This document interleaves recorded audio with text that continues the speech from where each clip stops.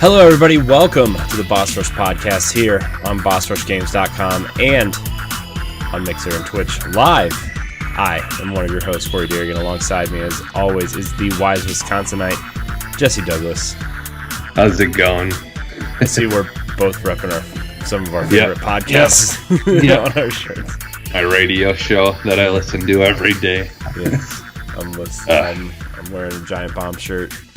So, my wife got me this shirt actually for my birthday 2 years ago, I want to say. Yeah, I still want to get a Giant Bomb shirt too because I listen to them very regularly as well. I think they're on sale right now. I think everything is on sale because of their subscriptions are as well too. I thought about just re-upping mine for a year right now because it's usually like $60 for a year, I think. Yeah, it's and like it's 60, 35 now. Yeah, so that's and that's the thing. I should just do it because the thing is I really want to support them. My problem, my only setback that I have all the time of ordering it is I'm not available a lot of the time to be able to take advantage of the watching it live. Yeah. Like watching stuff live. But then again, the show that I have on my shirt, I don't either. And I pay I think it's like $5 something a month. And you can watch them live. And lately, because, with all this stay home stuff, they haven't been able to do their live shows and their live at night shows. So now every Friday, if you go to their website, they're at night. They're doing live shows that's actually free for anyone to watch. Anyone can just go and watch it, and you don't need to be a subscriber just because they're that's a good way to get people interested in it. Now those shows are going to be a little bit different than the regular ones because they can swear and all that kind of stuff because it's not on the radio. But man, seriously, I always promote them all the time because it's such a great show. Yeah. They're hilarious. They're so hilarious. Yeah, they're Giant Bomb I did theirs so I could watch their video stuff, like their archived video stuff, which is all a lot. I've been watching their XCOM playthrough. That's really funny. It's like a partially scripted, partially like the beginnings of it are scripted a little bit because they're all taking a role of one of the characters in the game. Yeah. And then each one of them, every other episode, somebody else plays different, plays the game that somebody else left them. Yeah. It's really funny. And there's 40 episodes of it. So I've been making my way through that as I go to bed. I've been putting it on my laptop, but it's fun. I like it. So. Well, and they're honestly, all of them are just really good dudes that are just, completely down to earth. Yeah. I've talked to or had conversations with some of them through their Twitter, just about, just bringing up things or mentioning things. And, not all of them are as responsive, but some of them, will actually acknowledge your tweets and things like that. But I get it, it would be really hard to talk to and respond to everyone because they've got a big fan base. Mm-hmm. So I get it, but yeah. But yeah, we're not here to talk about other people's podcasts. We're here to talk about our own. This is the Boss Rush Podcast. This is episode 44. Not going to go through a whole lot of housekeeping, but a few things I do want to update people on. Jesse and I started the What's This on Game Pass show that you can check out on our YouTube page. It's where we download weird and quirky and cool games on Game Pass, or bad, and just play them. So encourage you to check that out. This past week was Deliver the Moon and Totally Reliable Delivery Service, and I think this week we're going to check out a little bit of Streets of Rage 4. So I'm pretty excited about that, Jesse. I like where that's going. So Also, if you are checking us out for the first time, please like, subscribe, and share on our YouTube page. If you're watching us live on Twitch and Mixer at Boss Rush Games Live, please follow us. And you can check out all of our content on bossrushgames.com, including all of our podcasts. Just go to bossrushgames.com/subscribe and follow us on social media and everywhere else you want to follow us. So, Jesse, we have a lot to get through today. The Inside Xbox, where they revealed a few of the games coming to Xbox Series X.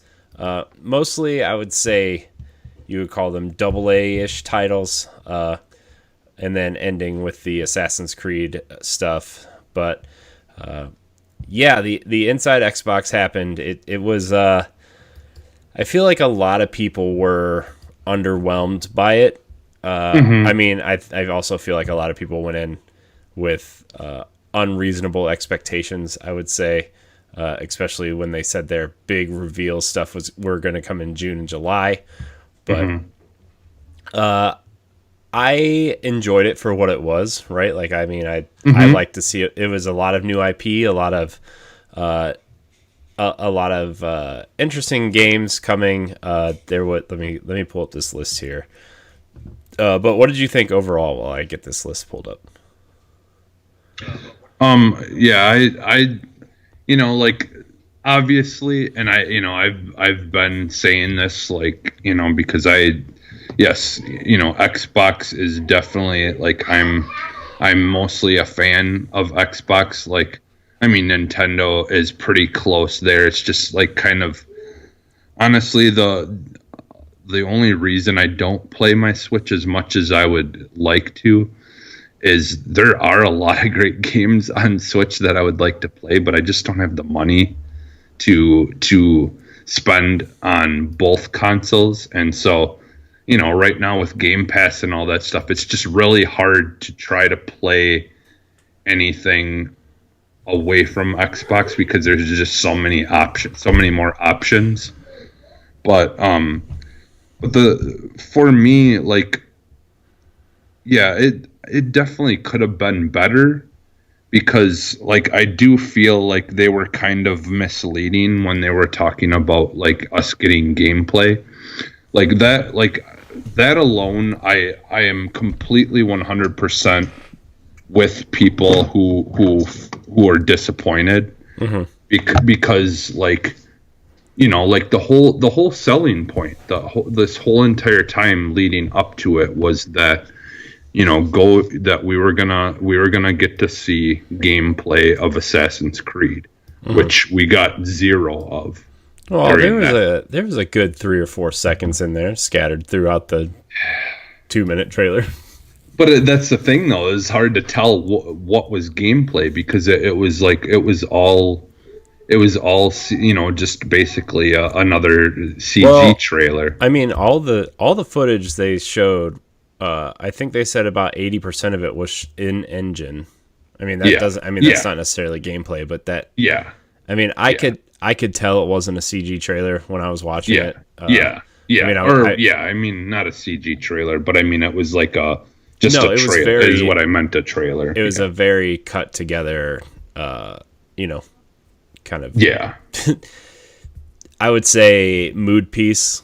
Of in-engine footage instead of gameplay stuff, but I mean, other than that, though, like, it didn't deter my excitement for Assassin's Creed Valhalla. No, I mean, because I've been playing through Odyssey again, and it's I was talking to Ed the other day, and I was telling him, like, I think I'm going to start achievement hunting again, and I think because, like, some of the old stuff that we used to do, a lot of people would talk about platinum trophies on PlayStation, and like, I have one platinum trophy, and that was for Horizon, and that was a really fun platinum to get. But I used to, like, really try to go for achievements in games. I think my proudest one was let's see, Assassin's Creed 2. I got all the achievements in. Gears 1 and 2. I got all the achievements in, and then I don't remember what happened. I think I just kind of lost interest in achievements for a while, and I was playing a lot of Halo, and then I was playing a lot of Destiny, and that kind of, I kind of lost interest in chasing other games, trophies, and achievements. But I was playing Assassin's Creed Odyssey, and I was looking at the achievement list, and I was like, man, this is a very gettable achievement list. But it also takes like, I don't know, something like 110 hours to get all of it. And I'm like, that's a long time. But Yeah. I mean, wrapping this back around to Valhalla, they came around and said that this game is nowhere near as long as Odyssey. It'll probably be about the size of Origins, which was like, I think, I played it 60 hours. I played it pretty thoroughly, and I clocked in about 65 hours. Okay. Yeah, that's what I was thinking. Probably about like half of what Odyssey was. Yeah. Would still be a lot, Yeah. Plus they have the whole build your own kind of settlement thing in there, which will probably take up that'll probably take up a lot more time than like just exploring and stuff. So, I mean, like I said, that's not deterring my excitement for Odyssey. And I know there were stories coming out today and yesterday of how and Aaron Greenberg, the president of marketing for Series X games, was he said that they kind of overpromised a little bit on what you were going to see yesterday or this week in the Inside Xbox, and he's apologized and said, they appreciate all the feedback and they'll try to temper people's expectations for the upcoming presentations. So, but I still enjoyed it. Like I always enjoyed a good Inside Xbox, and I'm glad we got to see Series X games for the first time. And the first game that they showed actually was Bright Memory Infinite, which is a first person shooter that looked like Bulletstorm meets Titanfall a little bit. Yeah. And it was created by one guy. Yeah. With some outsourced work like voice acting and music and stuff, but overall made by one guy, and that was a really impressive game. Yeah, so like I guess there's been some like demos and stuff like that of that game out. Yeah, I think in the wild. I think the first chapter is on Steam actually of Bright Memory, yeah, and this is kind of an updated version of that. So yeah, which from what I've heard, this looked 100 times better. Like it just looked a lot better than that demo that's going around right now. Which makes sense because like you said, it is only one person making it, so when you when you make a demo or something like that early in the process of you not even being really done with the game, that can change dramatically, especially if only one person is working on it, and he doesn't have enough time to do that and try to make sure that little segment of the game is functioning properly to make a demo out of it, and then go continue to work on it. Yeah, but yeah, that game looked very, very interesting, and the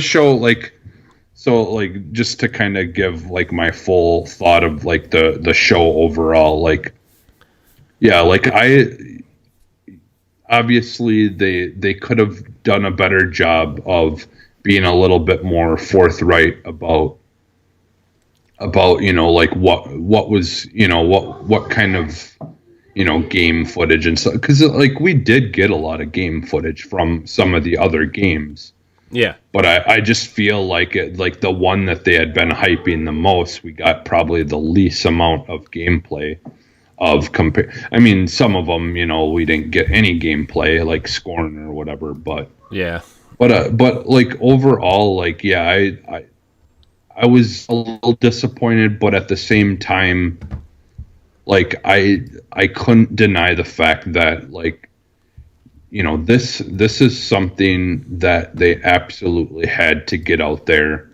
and this is something that Sony has done very well in the past when they're launching new consoles, where they're right away they want to get out there and show show the people, hey, you know, like we're not only are we working on stuff through our own studios, but look at all this third party support that we have. Yeah. You know, like they wanted to make sure that people understand that they've got more support now. Like, you know, like all these Japanese studios and stuff that like were doing almost nothing in the beginning for Xbox One, you know, like because the interest just wasn't there. And I guarantee you part of that is also because, you know, Japan didn't get the Xbox One for another 9 months after it came out. So why would they even bother producing games for a console that their country isn't even able to play on it anyways? So, you know, so I mean, there's a lot of things that they've got to kind of get out there and that are changing. And, you know, the people like you and me may know about, but the, you know, the overall population of people who play games might not, you know these things. So, you know, like it was definitely something they needed to do, and we got to see some amazing games. Yeah. But yeah, it definitely could have been better, you know, but I think it did what they needed to do. Yeah. And you know, that is good on them for coming out and saying, hey, you know, like we're sorry that, you know, like that we maybe overhyped this a little bit. Yeah. But I feel like they almost, you know, like on a business aspect, they kind of had to try to get in the, you know, the mind share of people to try to, you know, make sure that people come to see this stuff. But yeah, I mean, it doesn't make it okay to like, you know, like be misleading in any way. But overall, yeah, like I think it was a decent show.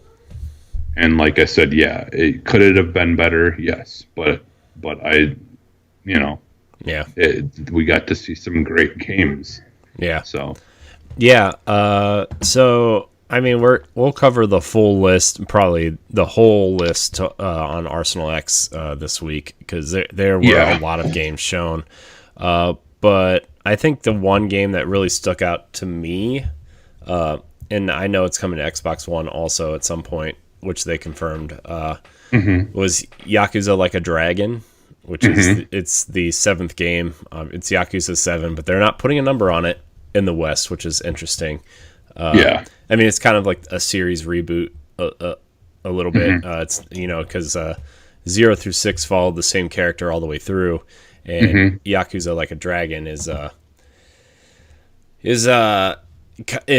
of like a JRPG take on the franchise, because the main character is really obsessed with Dragon Quest. He, you know, he pretends everything in his life is a JRPG, and that's why it's a JRPG. So it's really cool. I'm really excited for that, and I think they said it's launching into Game Pass. So I believe so. Yeah, so that was the one thing that really stuck out, because it's a major Japanese game that's been exclusive to PlayStation for so long. You know, because Kiwami and Zero, right? Zero and Kiwami just came to Game Pass this year. Yeah, and the series has been going on PlayStation for so long, since the PS2 actually. So that was like the one big game that stuck out to me. And it looks cool. Like, it looks really cool. It looks pretty over the top, pretty wacky, and that's really what caught my attention, is just the comical nature of it. Like, it just seems like such a fun game, just overall, just both in story and in gameplay, you know. It just seems like it's going to be a lot of fun. And then like the one game that stuck out for me was the Scarlet Nexus. So like that game just looked really interesting, and that they played that one right before Yakuza Like a Dragon. So and it dude, that art was all over the place. Like, I felt like it was going to be something like kind of realistic looking, and then like you just get this insert cell shaded anime character here. It kind of reminded me of what Daemon X Machina was trying to do on the Switch but didn't quite get there because obviously you can't really do super realistic on the Switch, really. Yeah. But it still had that, cell shaded anime character with a different art style for the mechs in the world. So yeah. Oh yeah. I think it kind of seemed like it was taking a couple of things that have like really been been popular lately and kind of mixing a couple of different genres together to just make a really anime game. It kind of seems like it's going to have some kind of aspects of like Monster Hunter, with a little bit of like Astral Chain type kind of feel to it, and and like a mix of like the Devil May Cry, and it's got a big mix of things.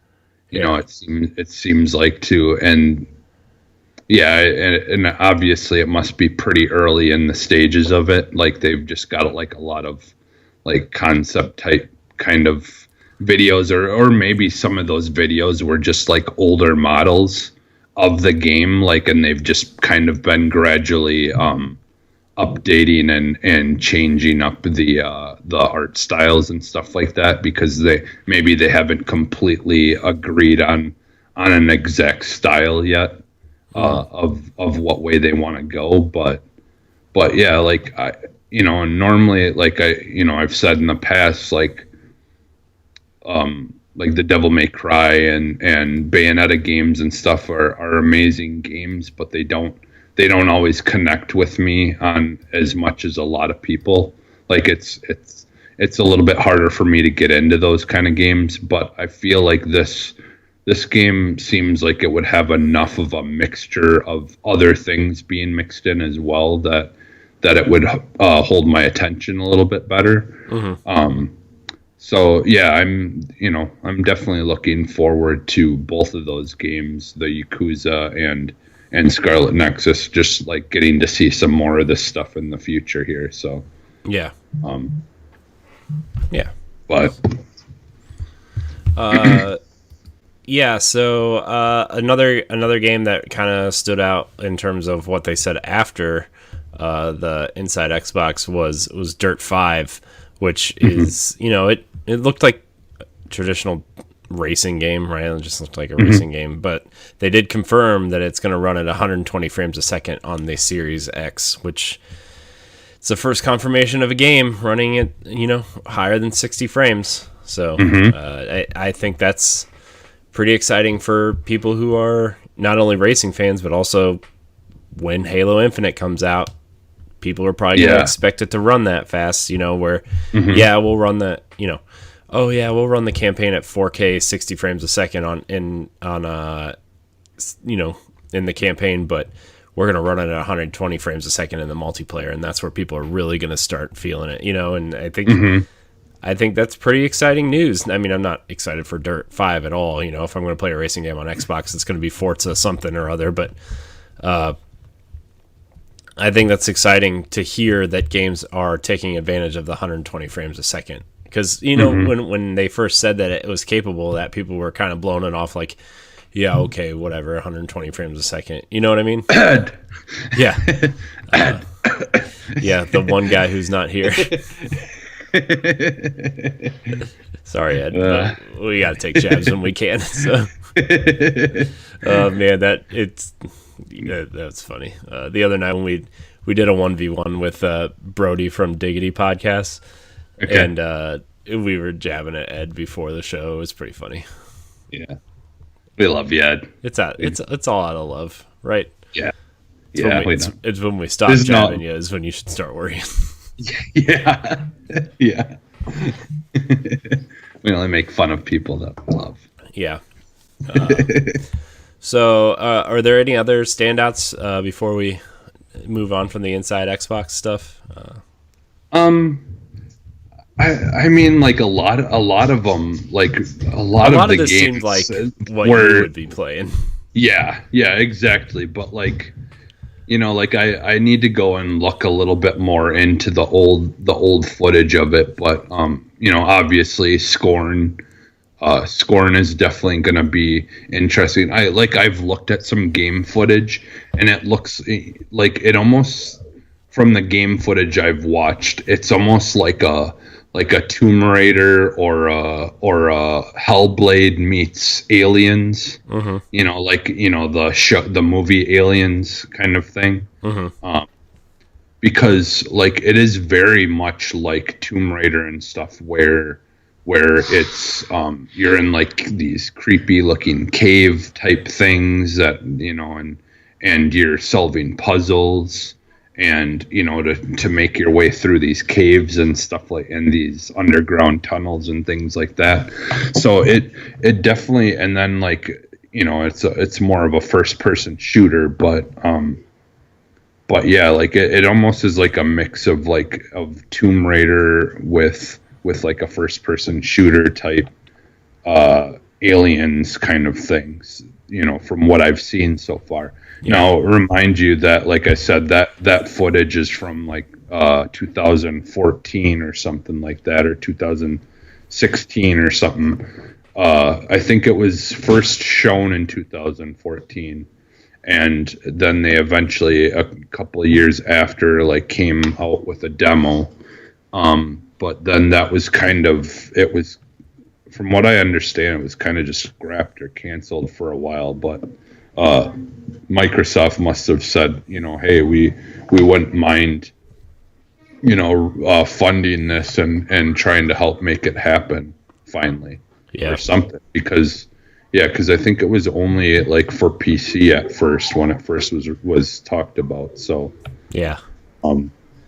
So and now it will be an exclusive. Yeah.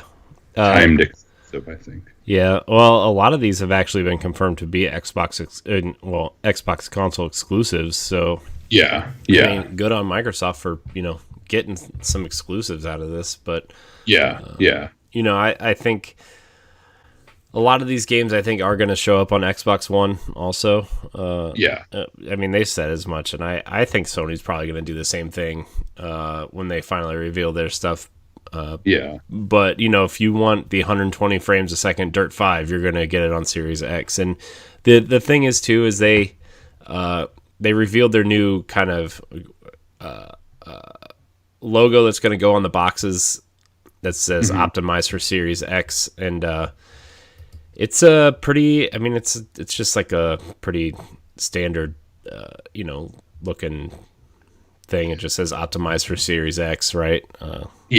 There's one other thing that I was gonna ask you about the show. So, so like people are thinking that intro that we got to the show is going to be the load up sound and the load up logo and sound that will play when you start up the Series X. Are you talking about the black screen with the reveal of the Xbox logo? Yeah, I think I think they confirmed it. Okay. Yeah, I like the sound, that load up sound reminds me of either like the PS2 or the PS1 sound that played when you first started up the. I think personally it sounds more like the PS2s, but I know a lot of people have said that they think it sounds like PS1s. But I like either way, that's fine, because honestly, in my opinion, the load up sounds and stuff like that, my favorite is still the PS2. Like for the sound, the music that played when you load it up. Yeah. But yeah, like I thought it sounded awesome, and it's kind of a little bit more like relaxing sound.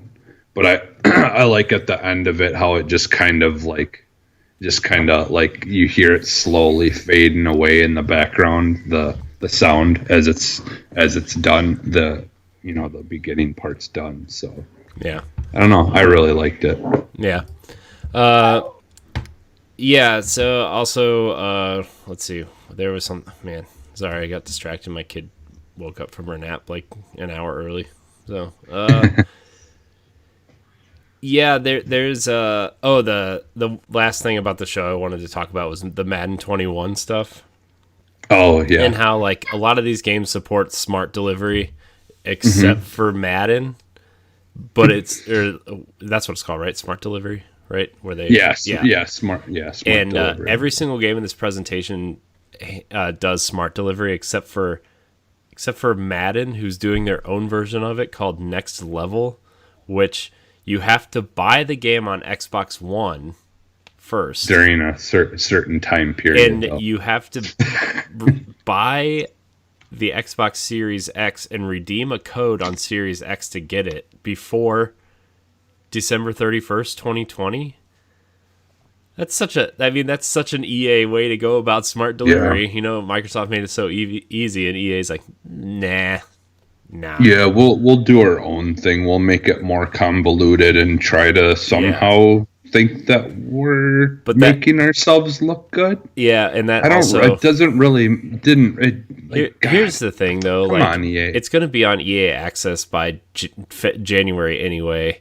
Yeah. And anybody who wants to play Madden's going to play it by then anyway, right? I mean, I get it, but also like it also confirms that, you know, even though Microsoft's doing it and Ubisoft is doing it and a lot Cyberpunk's doing it, a lot of these other games are doing it, like it's still a company by company basis on if they opt into this or not. And of course EA is going to be the first one that says maybe we're not going to do it. So, which makes me kind of feel like Activision will probably not do it too, because they're going to make so much money off of Call of Duty doing it that way. You know, double dipping on Call of Duty or whatever. And I don't know. I'm not trying to put words in Activision's mouth, obviously, because, you know, they haven't said anything, but. Well, and honestly, like in my opinion, it's the Call of Duties and the NBAs and all that stuff who should be the ones that are all in on this, because you know what? By the time a lot of these people are getting the Series X, the next one's going to be out. Yeah. So what does it matter? Yeah. What does it matter if you're saying, hey, you bought the game and maybe you're going to get you get the Series X, and then soon we'll be coming out with our new game anyway, so sure, why not? You can play your older one on the next console without having to buy it again. I mean, it just sounds so stupid to when you have a game that you release like clockwork every single year, a new one. Why are you going to worry about someone being able to play it on their other console now? It's just kind of ridiculous in my opinion, because you know very well they're going to buy the next game. Yeah. And I think a lot of companies are also, I mean, just to play off what you're saying now is like, I think a lot of people are going to try to wait and see what PlayStation is doing about their version of smart delivery, if they even have one. Yeah. I mean, they're going to have backwards compatibility, but like they haven't confirmed that like they're going to have games on both consoles yet. I'm pretty sure they said that whatever comes out on PlayStation 5 is not going to be on PlayStation 4. Yeah. At the like in terms of first party. So like they're not going to have a reason for smart delivery. I mean, it'll probably run PlayStation 4 games the way that the Pro does, like a little bit sharper, and you know, you'll be able to adjust settings accordingly, but like they don't have a smart delivery system that we know of yet. So like I wonder if companies are actually waiting to see if that happens. And like if you have smart delivery on Xbox, like Assassin's Creed Valhalla for example, if you have smart delivery on Xbox, you buy it once on Xbox. Are people who are going to play it on PlayStation 4 and plan to upgrade to PlayStation 5, are they going to get the PlayStation 5 version when they buy it on PlayStation 4? Yeah, because like that's actually gonna make Sony look bad to an extent. Yeah, and that's what I think that's why Microsoft has been been pushing this so hard. Part of me wonders if they don't know something that we don't. Yeah. Like, and that's why they're pushing this. You know, this could ultimately be their sharing games moment. Yeah. You know, what PlayStation 4 did, where they're like, you know, the whole how do you share games with your friends and hand it. They can say, you know, like this could ultimately be their, right. You know, hey, you don't have to buy a game twice, you know.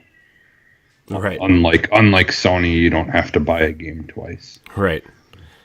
So this is like we've talked about for a long time. This is kind of a perfect storm for Xbox. They've been so consistent about their messaging. They've been so, you know, for the most part, so open about, you know, what we're seeing and what we're getting and who's participating and, you know, what the Xbox Series X can do. And I just think it's a perfect storm with, you know, Game Pass and smart delivery, and you're seeing everything that they've talked about over the last 4 or 5 years finally coming to a point, and they're aggressively going to take on Sony. I know we're going to talk about this a little bit on Arsenal X, but some analysts believe that them waiting, they're going to sell. A lot of analysts are predicting that the Xbox Series X is going to come in at $400. They're going to sell it at $400 and take a loss because of Game Pass and and stuff like that.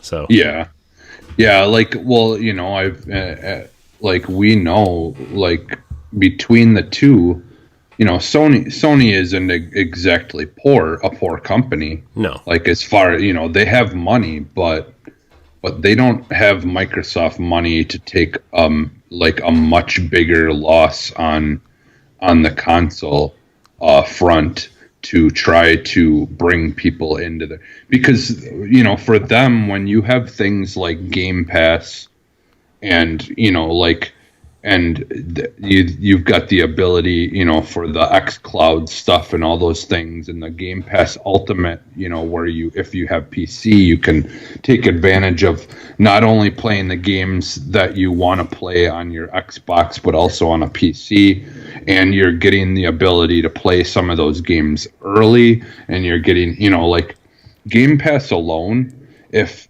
they start bringing a lot of new people in, and they just get, you know, like, even half of the people who buy a play on Series X get Game Pass, that in the long run, it's going to end up, you know, like, paying for stuff, because there's going to be at some point games in Game Pass that people play that are no longer on Game Pass, and you know, they're going to buy them. Like, people are going to buy games from Game Pass. Well, if you know, I mean, I'm sure you've noticed, but games that leave Game Pass, like the week they're leaving Game Pass, they have a keep playing sale, which is these are the games that are leaving Game Pass, but they're on sale if you want to keep playing it, right? Like, I think when the Arkham games left Game Pass, they were selling the whole collection for like $7 for all 3 games.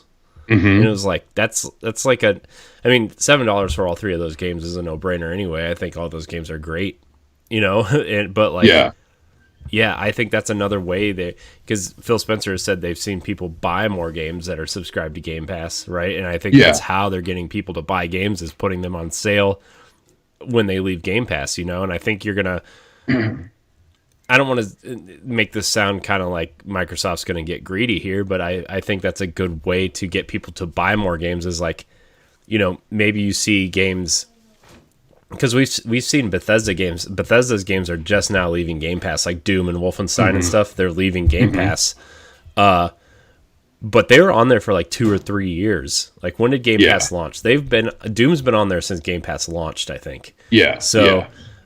If you shorten up that contract period to, like, instead of 2 or 3 years, you shorten the Game Pass contract up to like 3 to 6 months, right? Yeah. And then, you know, I think you're going to start seeing games be available a shorter amount of time on Game Pass, and then them have a big sale when these games go off. Yeah. So yeah, I could see them doing bigger games for shorter periods of time. Yeah. I mean, they would, like maybe they would still keep their lower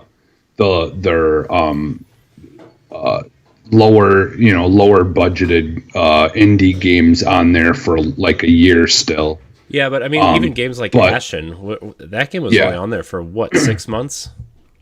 Well, Ashen, I think it was on there for a year exactly. Oh, okay. Well, I mean, I think it was exactly a year because I think it was the year anniversary that it came off of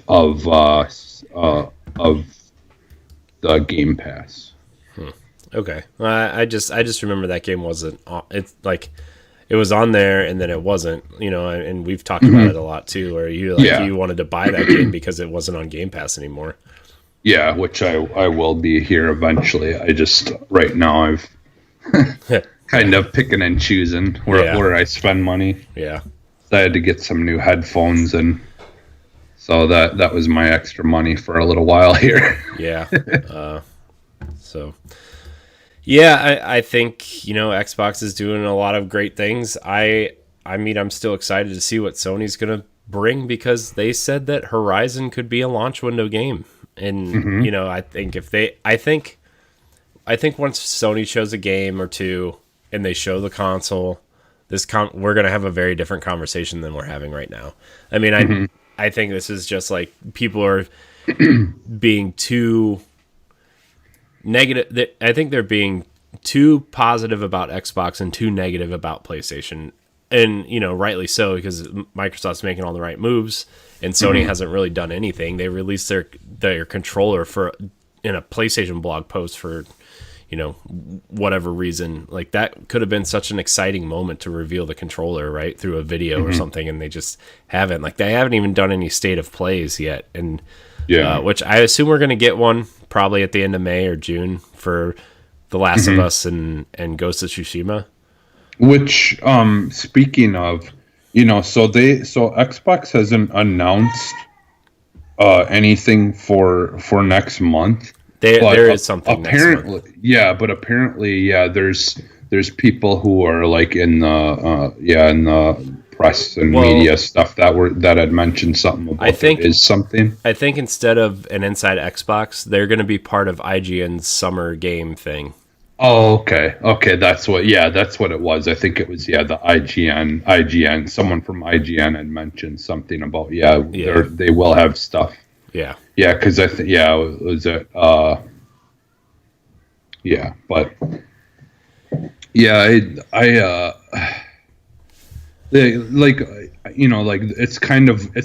like I feel the same way about Sony as I did about this Inside Xbox.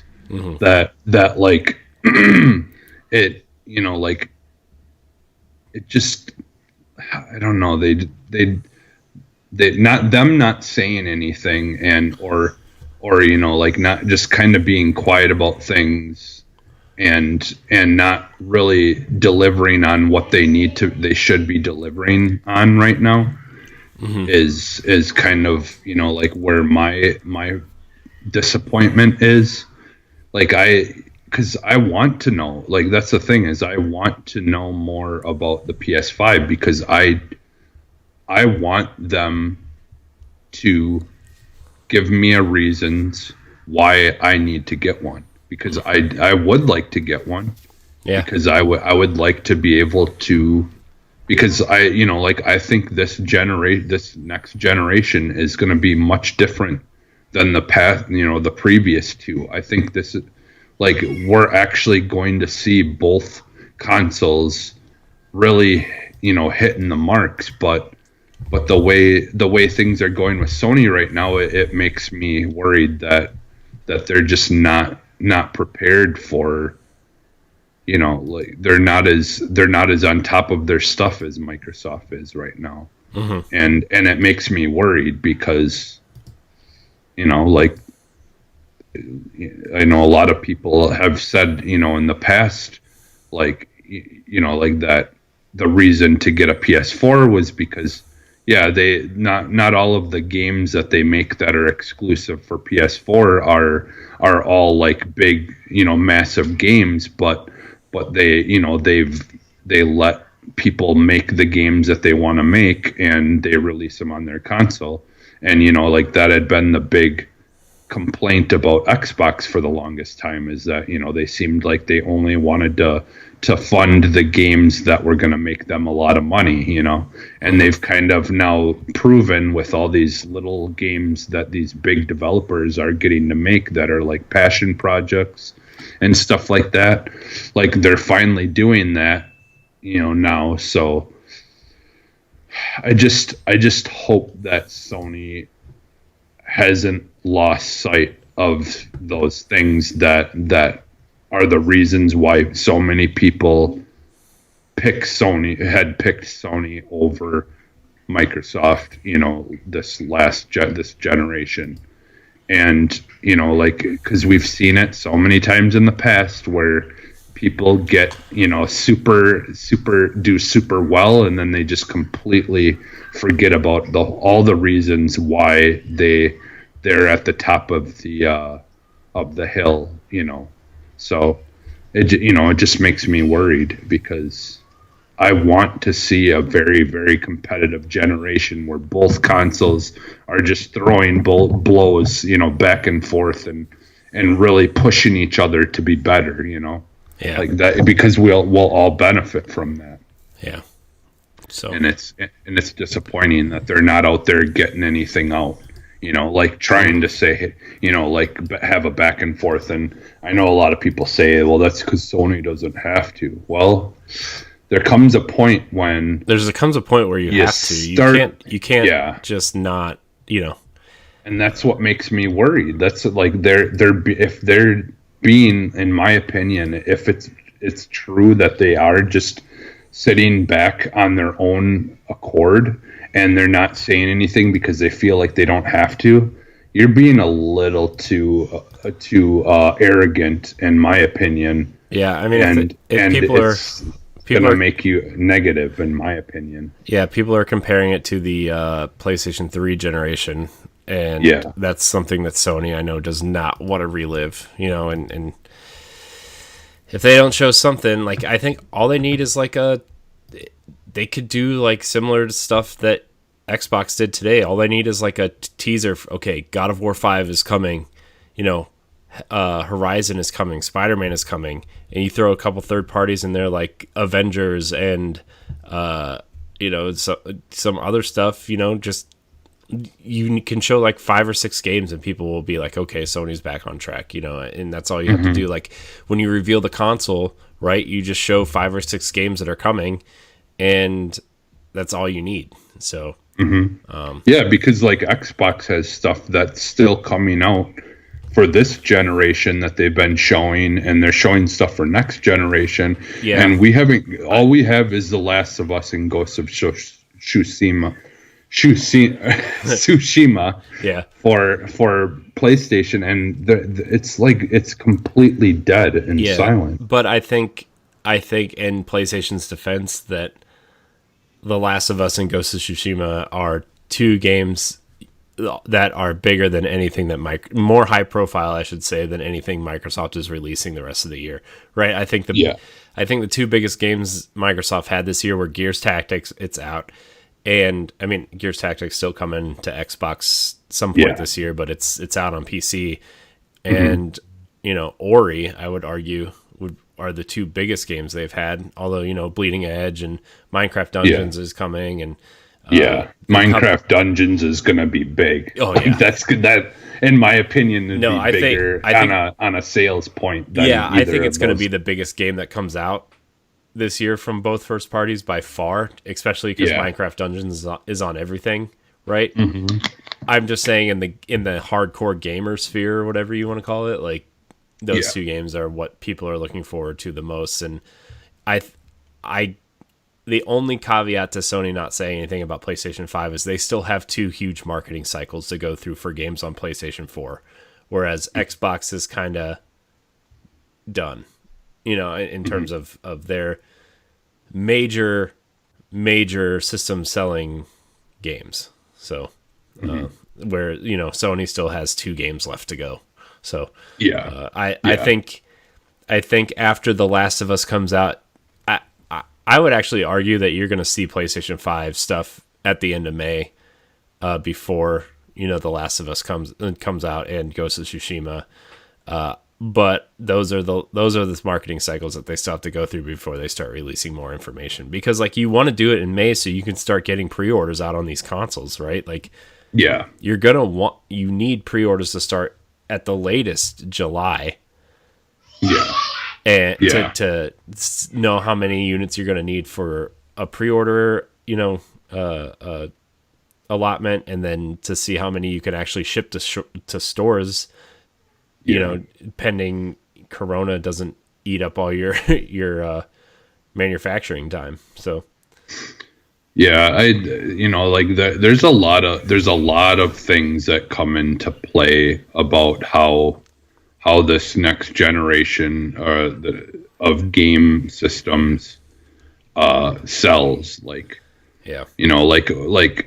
Because I don't know, but it feels like sometimes that the Xbox, it feels like, just the way things have been going, it feels like the Xbox Series X has been kind of in production already. Yeah. Whereas the PS5 feels like they may have just started not that long ago.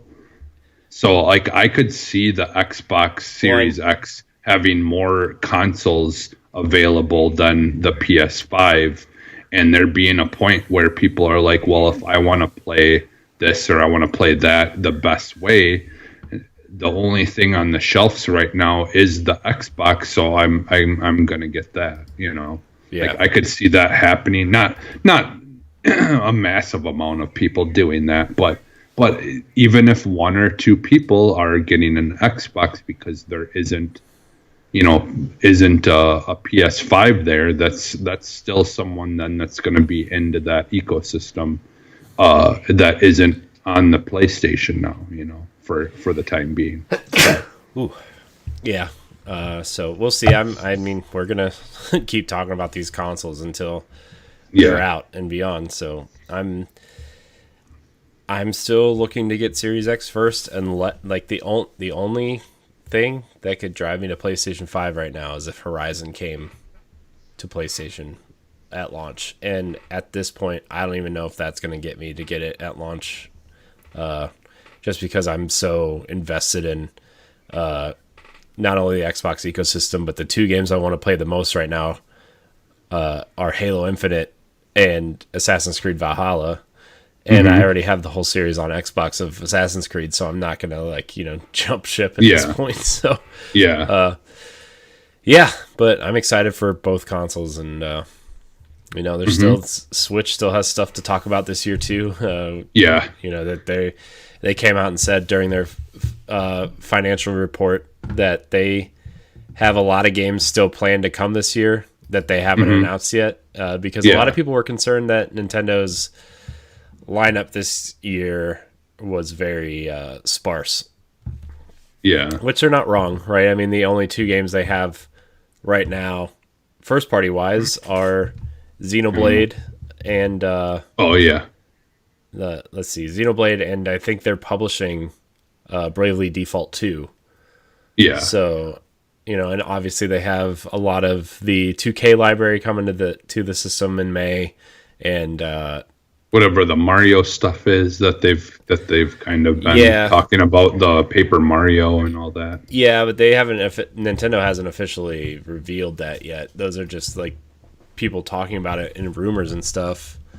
But in terms of what has been announced, it's after July, Catherine is the last game announced for this year. And that's kind of it. So I expect Nintendo to say something, and people are saying their June Direct has been canceled, but I think they're going to have something.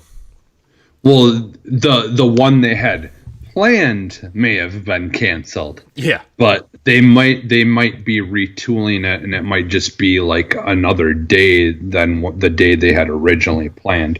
That, you know, that doesn't mean that they're not going to have something that month. It just means what they were planning on doing, they may have to retool and redo, because maybe they want to get a bigger one out there to cover more stuff instead of trying to plan little ones throughout. You know, like I could see them trying to maybe do like a more of an E3 style thing. Maybe they're like, well, let's look at what time, you know, this and this company aren't really doing much of anything, and try to plan it for a time when it doesn't land when some other, you know, company's doing a big reveal or whatever, you know. Like I think maybe they're just trying to plan something a little bit different, so they don't have to keep on, you know, doing a whole bunch of little things. Maybe they want to try to plan a bigger thing instead or something. I mean, there's a lot of things that could be going on with that, but yeah, it's amazing though, like that the sales numbers for Animal Crossing, that in 11 days they sold 11 million copies. Yeah. That's crazy, dude. Yeah. That's awesome, though. Like, I mean, like that game couldn't have come at a better time, though. Like, I think that was just like a perfect storm of just a lot of things going on that kind of helped. You know, people had a lot more free time, and you know, a lot of people were streaming it and stuff like that. I think ultimately the streaming and stuff community helped that. Yeah. I mean, people who don't really normally play games.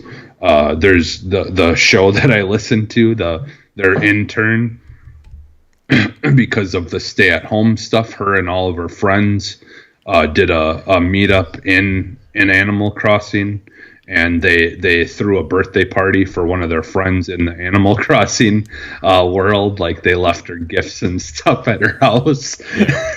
and like had a meeting, and so I mean, like, it, you know, there's just a lot of things like that have kind of helped. I feel like just make that such a great game to come out at just the perfect time. So yeah. Well, I do have a hard out in about 10 minutes. Have you been playing anything interesting? You want to talk about like a game or two that you've been playing before we get out of here? Yeah, sure. I mean, I honestly haven't played too much. I've been kind of jumping here and there back into to Modern Warfare, and then you know, I've been playing Control, which, like, I won't go too much into detail about that, but like, because I didn't really do my bookmark on Monday because I didn't start it until Monday. Yeah. Because I just didn't get a chance to get to it. But you know, I'm about at the point of where you meet the character Marshall, and kind of yeah, that's, you know, that's where I'm at the point of is like, I basically am going up to like the Black Rock whatever area where there's like you got to get this stone thing for a machine thing that you're trying to turn on. But that's where I'm at on that, and I just been trying to play that because restarted it and stuff, and so yeah. But I mean, I also restarted Control. I am at a point where there's like I got my first power where it's like the pushing power where you like push people away, and I'm in this room where there's like this triangle or this pyramid hanging from the ceiling. And it's all red, and like, yeah, I'm really struggling to kill these people in this room. So I was like, I don't know. I feel like this is the point where I stopped playing the last time, and I was just kind of like, I need to push through this because it's just I don't understand why this part is like really like it's hindering my enjoyment of the game because I've played it so many times. But there's like this big guy with like a pack on his back, and he's he's just like he's not your standard grunt kind of character, right? He's just kind of like the Yeah, well, okay, so here, like, just to help you out with this, so you've gotten the force, like where you can grab stuff, right? You know, like you got that one. No, it's the one where you don't. It's you don't have the force where you can like pick up stuff and throw it. No, it's just the one where you push people away. Okay. I've just been trying to shoot them all. Okay. I think I just need to. Do I need to find that power before I go to that room? I think so. Because I'm trying to think of. Because like the problem is. I guess I don't know exactly what point you're at. I'll have to see. Like maybe you can stream it one of these days because I mean I think I'm gonna try to stream it tonight actually because I need to do my bookmark for next week because I've been so into Assassin's Creed Odyssey that I can't think about anything else, and when I go to play another game I'm like, man, I wish I was playing Assassin's Creed Odyssey, to the point where like I asked my wife if I could just use her Android tablet to play Xbox stuff, and I'm like, it's mostly because I want to play Assassin's Creed Odyssey and finish up some Destiny stuff while we're watching TV. Yeah. So, because it's not on iOS yet, so. Because the thing is so once you get that the force, like it gets so much easier because all you got to do is pick up something and chuck it at the regular guys and it will kill them in one hit, instantly. And then you can save your bullets for the stronger guys. Yeah. But yeah, definitely I'm trying to think. I'm trying to think if you can get that force power first. I don't remember. Unless now. This is the part where I get it. Yeah, it could be, because I mean there are going to be a lot of parts where there are guys that are a little bit stronger. Now the guys that you're talking about, does he have like a red field around him, like a circle thing around him, or is he just a little bit more powerful guy? He's just a little bit more powerful, it seems like. Okay. Yeah, definitely headshots though are gonna obviously take a lot more do a lot more damage, but in the beginning I do feel like the main thing is you're kind of treating the game more like a cover based shooter, where you're trying to hide behind stuff and kind of pick your shots and then go back behind cover. And while you're reloading and whatever, just to but yeah, it is a little hard in the beginning, just because like your health bar and all those things are just very, very easily drained. Yeah. So like you're sticking points into upgrades and things like that. So, but yeah. So I'll play more tonight. I'll try to figure it out tonight. It was also like super late when I got to that part, and I was kind of like honestly half falling asleep because it was like a Thursday night and I had to be at work the next day. So I just kind of, I just put it before I got like really frustrated. So honestly, the one other thing, bit of advice that I'll give to you is honestly, don't feel bad by going online and looking up somewhere I totally have the the IGN wiki open, the walkthrough wiki open the whole time, because like I know this is a Metroidvania style game, and I'm like, I'm not about to be exploring this place for 30 hours, because to be honest, I'm like really bad at Metroidvania games, and I really just want to get through this so we can talk about it for the book club episode. So but yeah, like I totally have the walkthrough open because I just and I have my laptop. I had my laptop open for YouTube and the walkthrough open on my phone. So I mean, I'm totally prepared to just like blow through it. How long is Control, by the way? How long did it take you to? I honestly I wouldn't know, only because my gameplay of it was so broken up where there was like months in between me playing it. So I I don't know, maybe altogether probably like 30 hours or 40. I don't know. Oh, well, I Googled it and it said our initial playthrough of Control took less than 10 hours. Okay. Yeah, games. See, for me though, like I also, when I played it the first time, like I was totally just playing it without looking anything up. Yeah. So like it was taking me like 5 hours to finally find where to go because the map is just so bad. Yeah, they said doing all the side missions and getting all the collectibles and stuff, it could take upwards of 40 hours. Okay. Which see, and I did do a lot of side missions. So that sounds about right, because I think I did most of the side missions. I think I only had like 2 or 3 side missions left on my game after I finished it. So yeah, okay, yeah, because I was wondering, and I'm like, I'm trying to like pace myself this month of games that because Control is a game that I want to play, and then I'm trying to use Assassin's Creed as the game is like, okay, I don't really feel like playing anything tonight. I'm just gonna go climb some mountains and gather some collectibles and stuff type game. But I'm trying to balance 3 Xbox games right now. Well, 4 technically if you count Gears Tactics. But so yeah, I mean, I've been playing Control. I've been playing a little bit more Gears Tactics, which is I can't wait till that game comes to Xbox. I hate using a mouse and keyboard. I plugged in my Xbox controller on my computer to play it because like I just can't. I can't.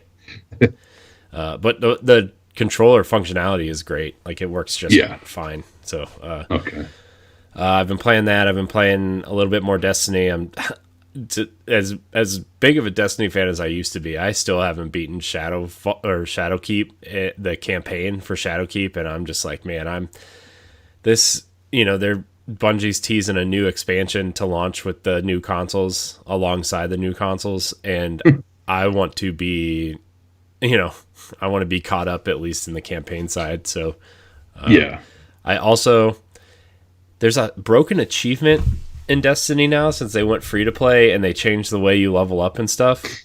Any character that you don't already have leveled up, there's an achievement for leveling up all of your subclasses. But all the subclasses are already leveled up when you start a new game. So there's no way to get that achievement. So I wanted to try, because I only need the hunter achievement and to beat a raid on hard mode are the only 2 achievements left that I need to get all the achievements in base Destiny. And I can't do the hunter one because of the broken achievement. So I wonder if that will get fixed though with the next expansion. Well, it's been broken since Forsaken came out. Oh, okay. Yeah, it's I don't know. It's because they changed a lot of the achievements when Forsaken came out, because they changed a lot of the gameplay stuff. Yeah. So I really don't know Yeah, so I hope that they fix that, but I don't think it's likely. I just guess Bungie doesn't care enough about it to fix it. Or I wonder if they did fix it, it would break something in the game, so they just can't. But they should just unlock it. Get rid of it. Or they should just unlock it for everybody who creates a hunter. Like, just... So...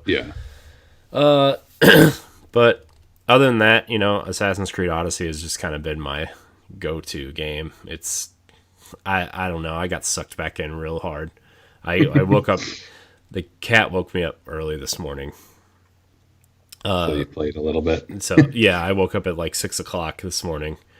And I played until about 8:40 when my wife woke up. and all I did was unlock areas in the map. I tried to run around the map because they have these special items like the ancient I forget what they call them. They're like the ancient tablets that you can collect, and what's the other thing called? There's these little blue rocks that you need to collect throughout the game to get special items and stuff. So I bought the map that shows you where all all those items are. Holy crap! There's probably like 400 of these things. Korok seeds. It's nowhere near Korok seed level, but the map is huge. So getting to each one is like it's a chore to get to each one. And you don't have a glider that you can just jump off a mountain and glide to something. Yeah, but I've been doing that, and I'm really gonna thoroughly explore the Assassin's Creed series this year. I think, at least on Xbox for now. It's really fun. I looked at to get all the achievements for the base game and all the DLC. It takes about 130 hours, which is a lot of time. But I want to beat it before. I at least want to beat Odyssey before Valhalla comes out. So I also booted up Assassin's Creed 1 because they did an Xbox One X enhancement on it. Oh, okay. It looks better than some games that come out now. With maybe not the character models so much, but the environments and the lighting work, the redone lighting work, and just the textures that they've updated and stuff looks really good. Like, it's a really, really good looking game still. So they're doing the work. I can't, man, the games that run in 4K, like the 360 games that run in 4K, still look great. So yeah. But it pays to put that work in and make those games look better. Yeah, I mean, Microsoft's really putting in the work for sure. For those, like, a lot of people won't even notice or care, right? But those people that do care, it's fun it's really cool to see them do that stuff. So I'm going to explore some more backwards compatible stuff because all the original Xbox games are actually only like $10. Yeah, on the store. They're pretty cheap. So I still need to for Switch. I still need to get the Oddworld games too. Yeah, Strangers. I forget it's. What? Oh, what was that? What was that? Stranger's Wrath is amazing. If you haven't played it, it's really good. And the Oddworld, whatever is Exodus, is on Switch as well. Now there's like 2 or 3 games on there. I know Munch's Odyssey is coming out. Yeah, Munch's Odyssey, which was yeah. So it must just be pre-order, but it's in the store. It's actually a pretty good deal if you pre-order it. It's $10 off if you pre-order it, which is a good deal. I mean, that game, it was good at the time. I don't know how well it holds up, but Abe's Exodus was the better one, I think. But I know they're remaking. I know Abe's Odyssey is coming out. The new and tasty version to Switch and everything at some point. I think it might already be on Xbox. But speaking of 3D platformers, did you know that Voodoo Vents got a remaster and it's on Xbox and it's on sale for $3? Oh no, I didn't. Yeah, I haven't played Voodoo Vents in a long time. Yeah, it's like $374 on Xbox right now. I might have to pick that up. Yeah. I was like, oh man, I remember Voodoo Vents when I got my original Xbox because I got that instead of Munch's Odyssey. Yeah. And and I was like, oh man, this is cool. I mean, it's an okay 3D platformer, but for $3, right? Like, I mean, why not? So. Yeah, and I had looked into a little bit because I remember hearing about it, but I didn't remember what it exactly looked like. But I was kind of listening to some of the older episodes of the Secret Friends Unite their video game podcast, and Todd was talking about the Chex, is it Chex Quest or whatever game that they're re-releasing it in HD or in, like, they're updating it and everything, and it's like $130 collector's edition version of it that you'll get. What? That comes with, like, a shirt, and it comes with a statue of the Chex Man, or the like you're talking about it, and it actually sounds interesting. So wow. I might actually look at it. I think you'll be able to get the game by itself for like $40 or something like that. Yeah. Wow. All right. Well, that's gonna wrap up our show. I do have a heart out today, so we're gonna cut it a little bit short. We're kind of doing a dinner thing for my wife's birthday. Happy birthday, wife, if you're listening. She's not listening. She doesn't listen. She doesn't care. But yeah, we're going to get some pizza and play some, we're actually having our nephews over, and we're going to play some Switch games. So nice. Yeah, nice. I had to re-download 1-2 Switch because, like, for non-gamers, that game's fun. Yeah. So yeah, I downloaded that, and I updated Snipper Clips and Mario Party and Mario Kart. So those are hopefully the games we're gonna focus on, because I don't think they really care about Darksiders Genesis or The Witcher or Mario plus Rabbids. So yeah, that should be fun though. I'm excited. I also my nephew wants to start his own YouTube channel. He's 7, so we might be playing around with that at some point in the following days. Yeah. So, but anyways, I want to thank everybody for watching us live here on Mixer and Twitch. If you haven't joined us live before, please join us on Saturdays at 1:30 Eastern Time, 10:30 a.m. Pacific on twitch.tv/BossRushGamesLive and mixer.com/BossRushGamesLive. You can also watch us live on YouTube and download our show on Monday mornings on podcast services everywhere, and the edited version on YouTube as well.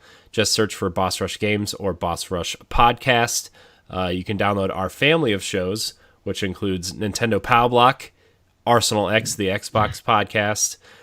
Coming soon, actually, an update I meant to do at the top of the show. Boss Rush Expansion Pack is getting its own feed where our 1v1 interviews will be held, our book club episodes, our expansion pack discussions, our standard definition episodes, and more will be housed there, as well as their proper feeds.